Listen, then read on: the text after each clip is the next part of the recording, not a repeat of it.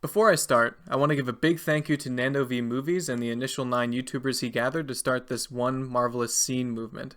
It's an amazing idea and maybe, hopefully, my video will make it on that initial playlist. So I was looking through that playlist, seeing what was already taken, so I didn't do my video on any of those scenes, and I noticed something interesting.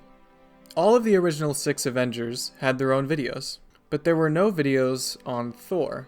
So I set out to find one marvelous scene that showcased Thor in all of his mighty glory.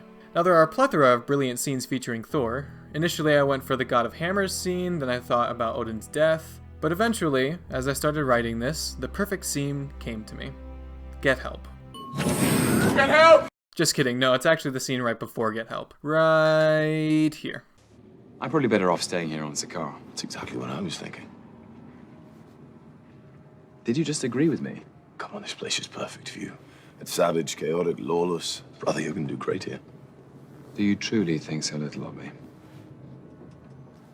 Loki, I thought the world of you. I thought we were going to fight side by side forever, but at the end of the day, you're you and I'm me. And I don't know, maybe there's still good in you, but let's be honest, our paths diverged a long time ago. This is Thor. Now, to understand why this is Thor, we need a little context. Loki has always been jealous of Thor. Thor was the favored son. He was the next in line to be king. Loki was a frost giant. He wasn't even really Odin's son. He was never meant to be king. Loki feels he's not enough, not accepted, an outcast. All he wants is the love of his father, but he feels he has to fight for that because he's always in Thor's shadow. In the first Thor, he tries to prove to Odin that he had what it takes to be king by wiping out the frost giants. Really, if you jump ahead to Ragnarok, you see that's not too different from Odin back in the day, but I digress. But in his eyes, it was never enough for Odin. He never got that love. Instead, he cast a spell on Odin, a spell that ultimately causes Odin's death, and took the throne. So when Loki and Thor find Odin in Norway, Loki is expecting a scolding, like he's always gotten. When Odin shows him love, Loki is baffled. After all that, after all the things he had done, Odin showed Loki love. For all his faults, Odin accepted him, as a father would his son. So by the time this elevator scene rolls around, Loki has decided to move on. He has accepted that he's not the king of Asgard, and he probably never will be, and he's ready to move on. Now let's jump over to Thor.